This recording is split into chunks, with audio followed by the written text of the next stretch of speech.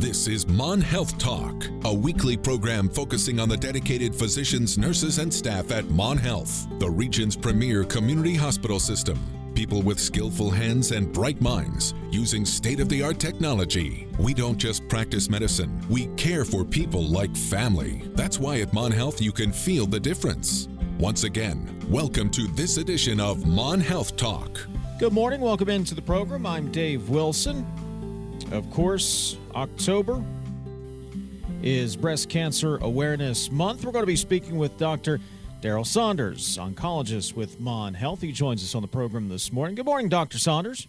Good morning. How are you? I'm doing quite well. We'll get into breast cancer treatment and recovery as the show unfolds. But as we always do, first, we'd like to get to know our guests just a little bit better. So tell us about yourself, your background, education, and how you ended up with Mon Health. I was born and raised in Morgantown, actually the old Vince Pilate Hospital. I trained at Mount Sinai in New York City in 1980. I came back here, started a private practice, and have been with Mon Health since about 11 years or so. I've always worked with Mon Health since the time I came back. So I'm a local boy. What got you started in medicine? I don't know. It just sort of just worked out that way. I was the first person in my family to go to college, and that's just sort of worked out that way, I guess. I don't know. I was always interested in it. And then oncology, when I was in school at WVU, I had some rotations on oncology, cancer care, and really liked seeing the patients and the doctors that I worked with, and just sort of went from there.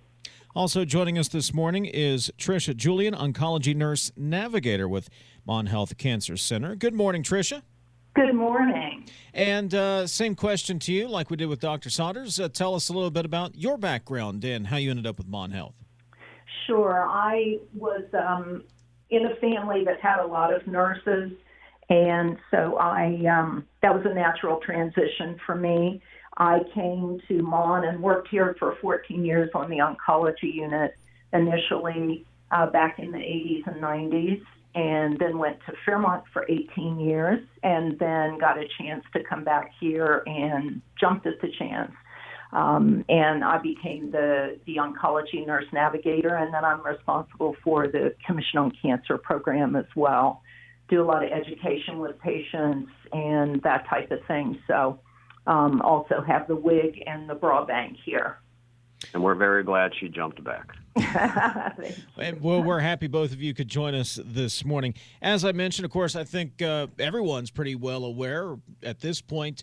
You watch a football game, you see the pink towels, the pink gloves. October is Breast Cancer Awareness Month. Let's start with this simple question, Dr. Saunders. When should women start having their mammogram screenings? In the past, it used to be 50. I think at this point, though, women should start mammograms when they're 40 and continue those at least till they're 75. That doesn't mean when you're past 75 you don't get them, but I think women should certainly start them at 40 years of age now. Also, knowing their body helps in terms of breast self-exam. If they ever feel any problem or see something that's different, to see their doctor as soon as possible. But I would suggest 40 years. Why 40 instead of 50? Why earlier? Because there's women today that are younger, developing breast cancer. I think it's just safer. They're the best thing in helping breast cancer is to detect it earlier. That's the best chance for a cure from the disease, and I think it's worth getting the mammogram at 40. We're going to get into... Most insurances actually cover it now also as well. Now, we're going to get into treatment and recovery. Before we take the break, Tricia, could you explain a little bit more about the role of an oncology nurse navigator? Sure. A navigator's role in the care of the patient is to intercede at the point that the patient is diagnosed and then help walk them through the journey of their cancer diagnosis. And we help with things like getting appointments arranged. If they need financial assistance, we have a financial navigator that we can refer them to. Anything that arises during the trajectory of their illness, we can assist with. If they need FMLA papers filled out, we can do that. If they need assistance with lodging, with different things, we can can help them with those things. So just anything to make their journey through this a little easier. A navigator acts as a touch point for people if they are having questions. And I often tell patients that I don't have all the answers, but I know who to call to get answers for them. So if they've got something that's puzzling to them, then I can, assist them with that. Dr. Darrell Saunders, oncologist, and Tricia Julian, Oncology Nurse Navigator, both with Mon Health Cancer Center, joining us this morning, and we'll continue our conversation right after this. You're listening to Mon Health Talk on the voice of Morgantown, WAJR. Now back to Mon Health Talk, a discussion of the issues, people, and procedures in healthcare today. If you have a question for one of our healthcare guests, call now at 304-296-0041. Our guest this morning, Dr. Darrell Saunders, oncologist, and Tricia Julian, Oncology Nurse Navigator, Mon Health Cancer Center. We know October is Breast Cancer Awareness Month. Dr. Saunders, just how prevalent is breast cancer in West Virginia? It's very common. Lung cancer would be the most common cancer, but breast cancer is the most common cancer in women nationally. And lung cancer is the most common cause of death, but breast cancer is still the most common. It's very common here, honestly. So we already established that around age 40, women should start getting their mammograms. Let's say there's something concerning turns up in that screening, Dr. Saunders. What are the next steps? The next step is to obviously try to find out what the problem is. The common thing is just what's called a mammogram biopsy, which is a needle which is inserted into the area of abnormality on the mammogram. Pending results of that, so if there is cancer found, then usually a referral to a surgeon is made for possibility of surgery. Occasionally, patients receive chemotherapy or other treatments before they have surgery. We offer surgery here. We have radiation services. I've been giving chemotherapy since I started. So it's really the full spectrum of treatment for patients. The initial thing, obviously, the diagnosis, and then going from there. But we can do that within a very short period of time. If the mammogram is abnormal, we have a breast cancer navigator as well who helps us coordinate these patients getting these biopsies scheduled. And Tricia, if something comes up in that screening and there's going to be further tests or further treatments, this is where you step in. So what do you provide the patient at this point? Well, actually, our breast health navigator takes over at that point and schedules the appointments, makes sure that there's not too long a period of time in between the time that the positive mammogram takes place and the biopsy takes place. We want to shorten that period of time as much as we can, and we've done that over the past couple of years. We've been able to shorten that time significantly. Just making sure that the patient is okay through this process, calling and offering support over the phone, or if they're in here for some particular service, actually meeting with that patient. So just making sure that that's a smooth process and that they get all of the services that they need in the order that they need them. What are some of the common questions you get from patients after they receive a diagnosis? Do you want to? The first thing is, I guess, what do I have to do? Do I need surgery? What type of treatment might I need? Am I going to survive this?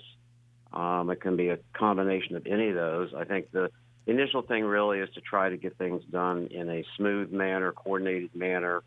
If patients' biopsies are positive and I've ordered them, I usually call them personally myself to tell them, get them into the office with a family member, their husband, or other family member to talk about treatment options.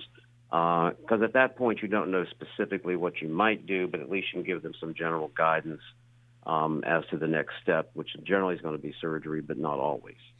Every patient is going to have a specific treatment plan, but generally speaking, Dr. Saunders, what are some of the considerations that go into forming the treatment plan? That really comes from the pathology report, from the biopsy report.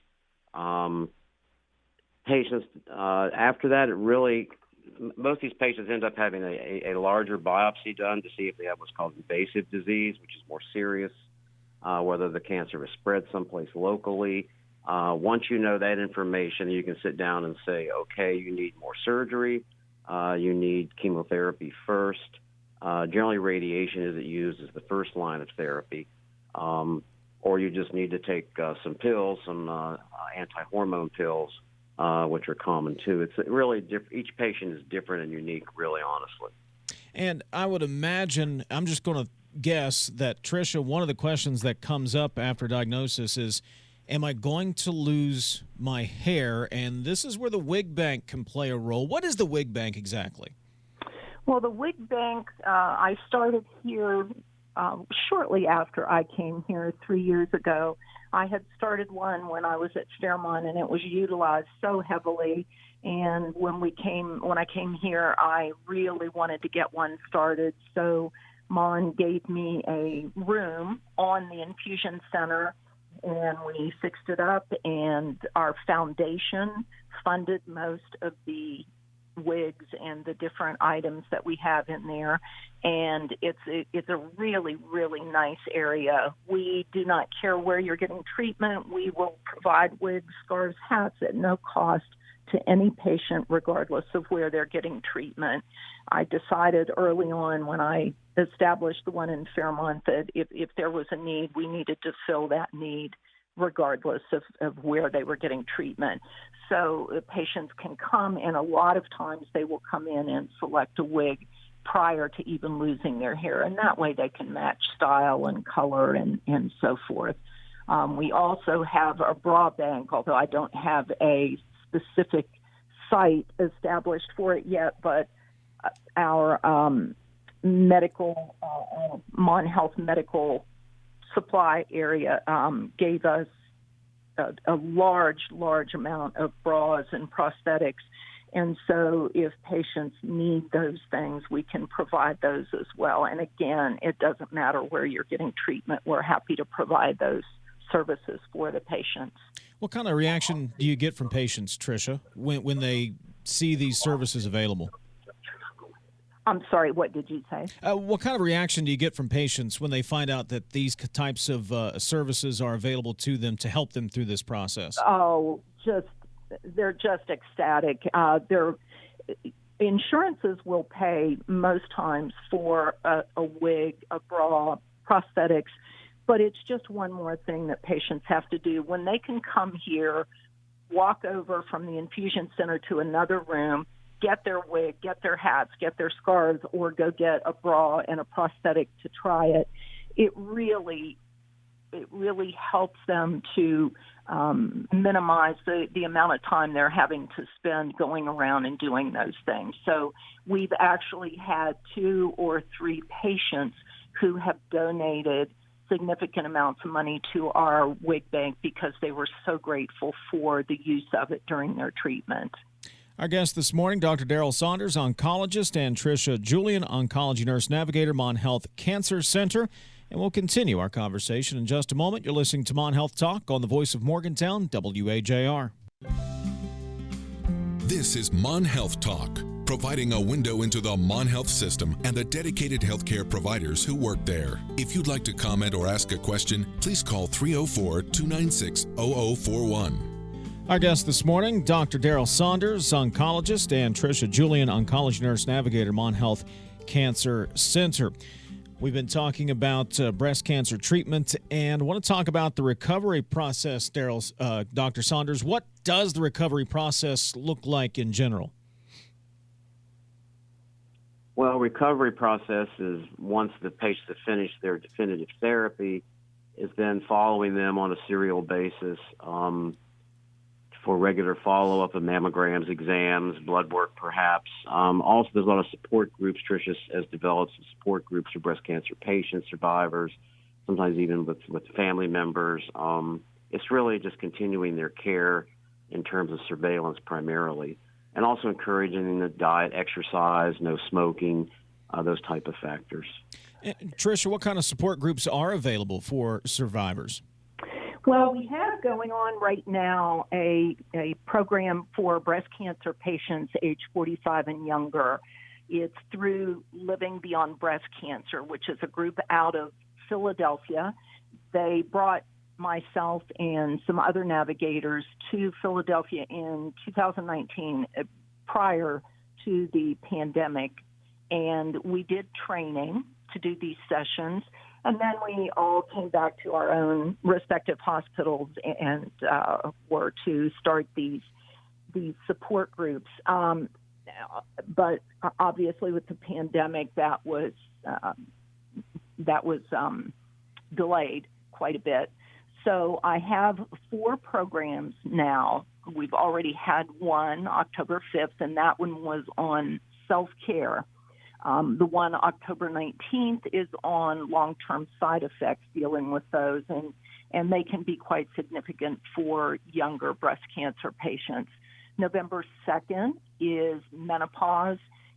With patients going through menopause earlier in life, sometimes the side effects can be more significant with them. And then November 16th, we're dealing with sexuality for that group of patients. So these all start at 6 p.m., and anyone who wants to start any of those, you can come to one, you can come to all of them, can contact me at 285-2622. And we're planning on starting an exercise program for patients in the near future and some other survivorship programs after the first of the year.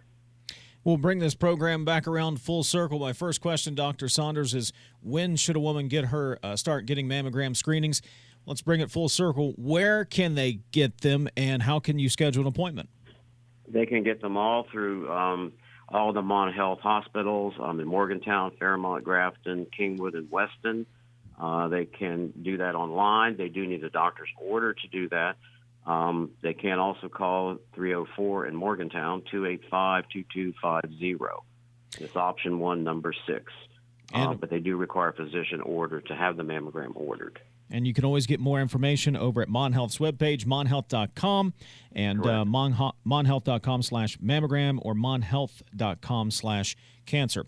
Dr. Darrell Saunders and Tricia Julian, Dr. Saunders, oncologist, and Tricia Julian, Oncology Nurse Navigator. Thank you so much for joining me this morning. Good conversation. Thank you for having me. Bye-bye. Thank you. Bye-bye.